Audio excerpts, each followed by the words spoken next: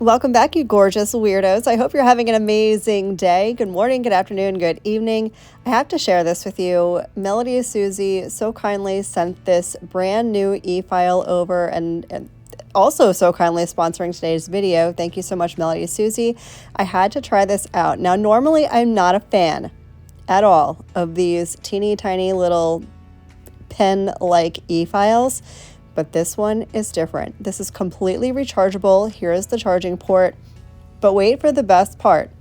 This is a 30,000 RPM e-file. If you've been wanting a small portable e-file that will actually help you with removal, this is going to be the one. It has forward and reverse.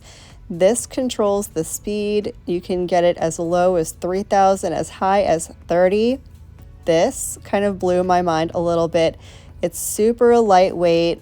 It's super easy to use. Of course, it has everything a regular e-file would have. Your locking, your unlock. I'm gonna show you how to use this for prep. It did come with a bunch of bits. It came with this carbide removal bit, it came with a ceramic bit. It also came with your standard diamond bits. I like these for prep, so I'm going to show you a little bit on how to use this for prep. I'll do a whole manicure and then I'll show you how to do the contouring. It came with a bunch of fine sanding bands, your charger of course, and here are the standard diamond bits that it comes with. Some of these are my absolute fave for prep. It also comes with a cute little case for travel if you want to take this on vacation with you, just in case. It also comes, of course, with your instruction manual and your warranty information. So I know it's tempting to want to throw all that out. Make sure you hang on to it though, because you may need that at some point.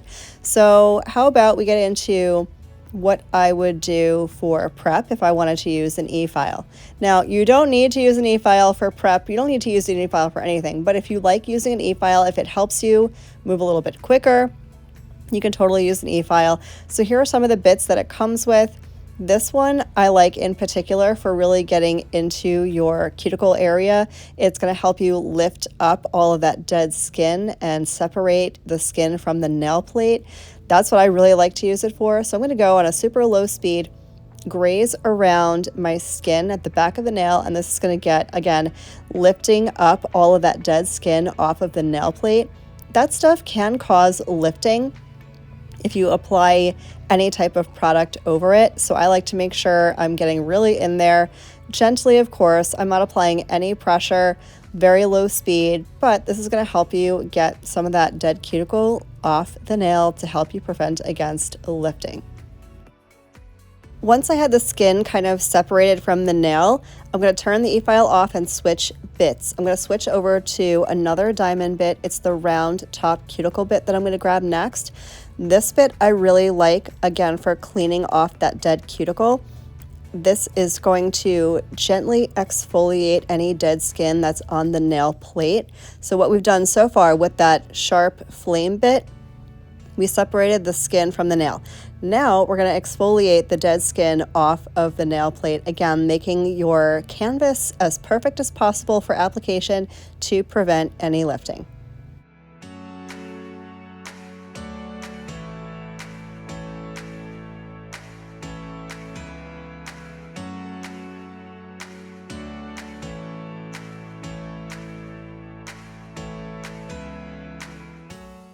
Now that I've got all that dead cuticle off the nail, I'm going to dust off all of that debris, and now my cuticles are ready for application. There's nothing else I need to do.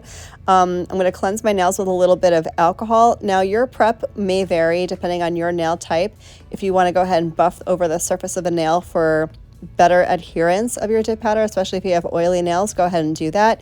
I recommend cleansing with acetone if you have lifting issues, but I don't keep nails on very long. I did go ahead and apply peel off base coat, so I only need to use a little bit of alcohol just to get any remaining dust debris off the nail. Now we can get into dip application.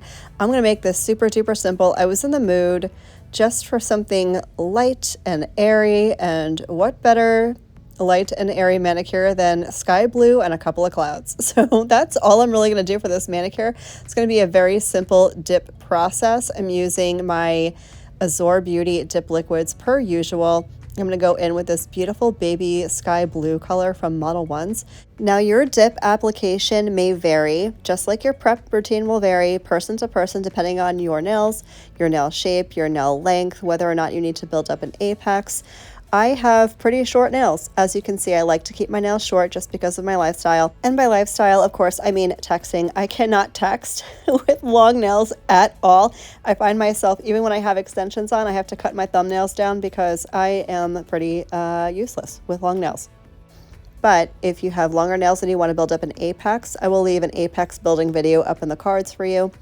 But I'll take you step by step through my dip process, especially on short natural nails, so you can see exactly what I do for my own nails. I like to put the base product down about in the middle of the nail, maybe 3/4 up the nail, and drag it down first before I go into my cuticle area. This is to avoid any flooding of the cuticle because the dip powder will stick to this base liquid wherever you put it. If you get base liquid in your cuticle area, like around your sidewalls, around your skin, that's where the dip powder is going to stick. And it's kind of a pain to dig out of there unless you're moving super duper fast, which is why you see me with my orange wood stick. If I have anything that leaked into the sidewalls or the cuticle area, you can clean it out with that. But I just highly recommend learning how to control your liquid and how to apply your liquid. That's going to make your dip game so much easier, faster, less stressful. Liquid control is literally everything. I don't apply a lot of liquid. What I typically do for my liquid is I wipe off one entire side of my base brush and then about half of the other side. So I'm left with a little bitty bead at the bottom of my base brush. That's all I really need for my nails. Again, that's going to vary depending on your nail size and length, but that you'll learn as you're going. Less is more. You can always add, but it's pretty difficult to take away. So don't start at your cuticle area. Start in the center of your nail, drag it down to the edge, and then go back up and very slowly work that brush towards your cuticle area. I do like to leave the teeniest, tiniest little margin or gap near my skin. That is, again, just for my own personal sanity. So I know I'm not flooding my cuticle area, but it's personal preference. These are your nails. You do your nails however you see fit. This is just what I do for my own nails. So I'm going to go ahead and get this first coat wrapped up. I'm going to dust off all the excess very well. You don't want to have excess dip powder on the nail when you go in with your base coat because that will gunk up your base brush and lead to product contamination, which we don't want, because then your products will be unusable and no one will be happy. So once I get all the excess dusted off, I'm going to go in with coat number 2, and then we'll move on to the next step. You may have noticed that I skipped over my thumbnail. My peel base wasn't quite dry yet, but let's talk about peel base for a hot minute, just so you guys know in case you are new. If you're new, hi. I'm glad you're here. I'm Marlakris. Thanks for stopping by. I hope you'll subscribe, stick around. I do nail content twice a week, every week, but let's talk about peel base. So peel off base coat, I use UNT. I'll leave it linked down below. I do my nails pretty frequently because I'm on YouTube, I'm a creator, and I have to do manicures frequently so I can teach you guys how to do stuff. I'm not a qualified instructor, I'm not a professional nail anything, but you know, it is what it is. Anyway, peel off base coat is not intended for a long wear. It is intended for a really quick turnaround. My nails with peel off base coat will last maybe a day. 2 if I'm lucky. So if you're wanting your nails to last at least 5, 6, 7 days or longer, you're going to want to not use peel base. Peel base is only used if you want to do your nails for a night, maybe, and then pop them off. It's really good for that. Peel base works really well for me. I apply it to the entire nail, let it dry, and then I can go right in with my dip application. It takes about 7 or 8 minutes to dry. There are a lot of different peel off bases out there. They are not all created equal. UNT is the only one that I have used and always come back to. So that's my personal preference. But that's, again, a choice that you'll make for your own nails and your own circumstance. That's just what I do for my nails. If I wanted my nails to last a week, I would not use it. So once you have your color all on and done, you can clear encapsulate if you feel like you need to do some filing and buffing. I'm going to go right in with activator because this application was so smooth and so even. The only filing I'm really going to do is to clean up my shape ever so slightly, and then I'm going to show you how to use the Efile again with a sanding band to kind of contour the nail and make it all nice and smooth and ready for top coat. As you can see, I do prefer to do 2 coats of the activator. It's just a PTSD thing. I have had issues in the past with dip powder not curing. Not with these liquids, not with this powder. It was with completely different products, but ever since then, I do 2 full layers of activator just to make sure everything is completely cured. My little one decided she was going to be sweet and made me dinner while I was doing my nails, so I'm enjoying my mac and cheese while my activator is drying. Delish, by the way. She's a pro chef when it comes to mac and cheese. So now that the nails are dried down, I'm going to go ahead with my Efile. I'm going to throw on the mandrel bit. It comes in that pack with the diamond bits that I showed you earlier. And this bit you can use to put on a sanding band. So I'm going to install the mandrel bit. I'm going to grab one of these. They're fine sanding bands, which I super appreciate. Now these bits can be a little bit sharp around your skin. So what I like to do is I'll get this installed. I'll get the motor on. I'm not taking this at a super high speed. I'm going pretty gentle with this. You don't need to go crazy. And I'm going to grab one of my hand files. I'm going to make sure that these edges on that sanding band are not super sharp. So I'm just going to take my hand file and I'm going to run that bit over the hand file while it's running. This will dull down the edge of that sanding band a little bit. This will just help you to prevent cutting yourself a little bit. Then I'm going to take the sanding band. I'm going to graze around my cuticle area just to make sure I don't have any unevenness and everything is kind of nice and flush. And then I'm going to take it across the entire nail and smooth everything out. That's all I really need to do for filing with this. And this Efile really does a great job of smoothing everything out. I'm not so much focusing on the center of the nail. I want to focus this more so around the perimeter of the nail, but I will graze over the entire thing just to make sure everything is perfectly smooth.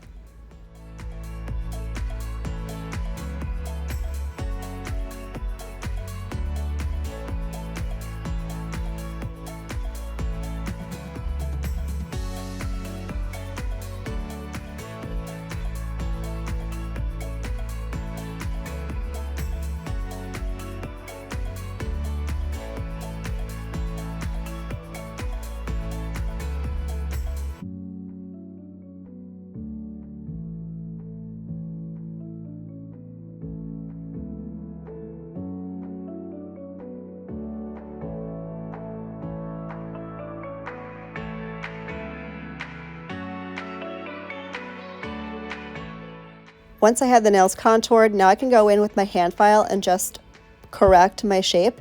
When you're adding anything onto the surface of the nail, it's going to create a little bit of width, I guess you would say. So this is going to reclaim your shape. This doesn't require a whole lot of filing. I'm just rounding out my free edge, going against the sidewalls to catch anything that might have leaked in there.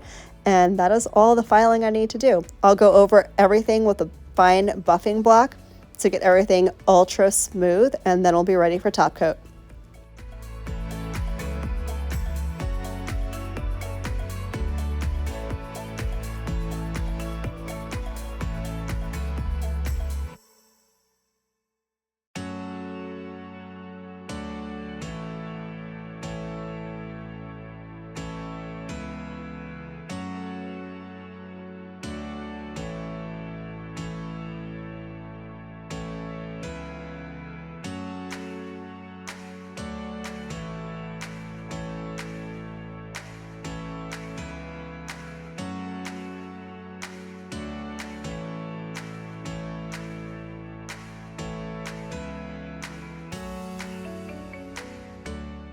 Okay, so I got everything filed. I'm going to dust off all of that debris and dust, and now I'm going to cleanse my nails off with a little bit of alcohol.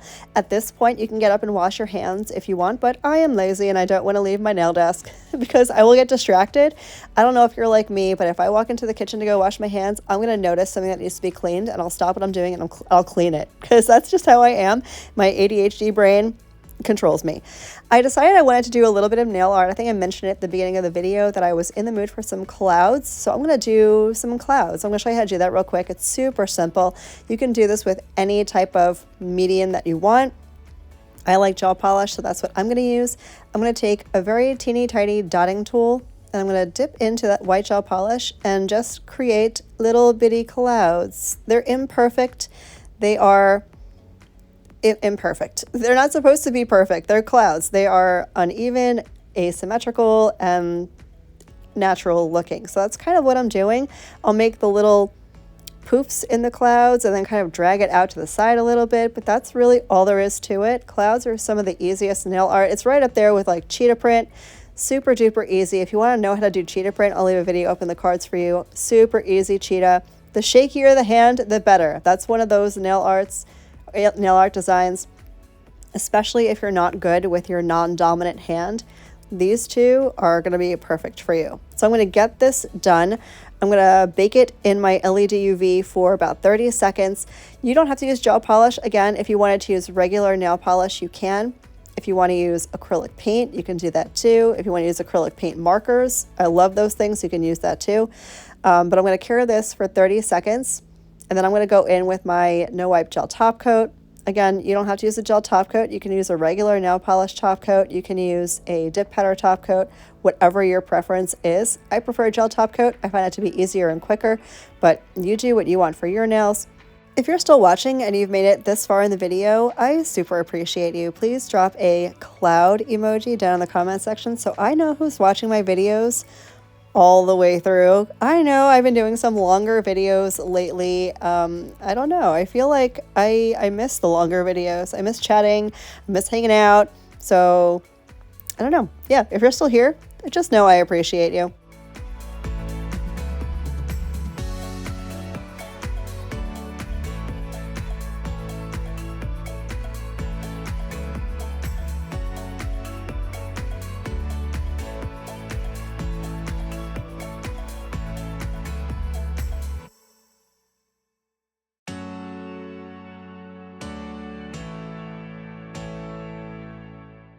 So after I got the clouds on, I decided I needed to be a little bit extra. So I'm doing these cute little starbursty type things. It's just a dot in the center of the nail. And then I take the dot and I kind of drag it out in 4 directions with my nail art liner brush. It's me. I love these little starburst things. It's one of my favorite little details to add to any manicure. I just feel like they fit in with everything. So now I'm really gonna finish up and do top coat, and I'll be back with the finished look.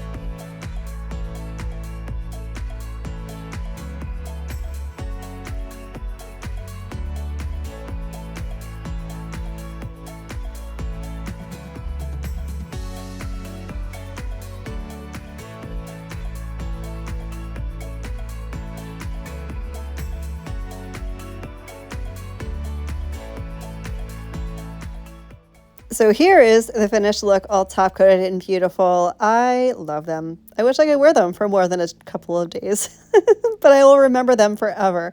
Here's what they are looking like from the side profile. They're not thick, they're not bulky. They came out beautiful. Thank you guys so much for hanging out with me today. I hope this was helpful. I hope you enjoyed it. If you did, give me a thumbs up so I know you did.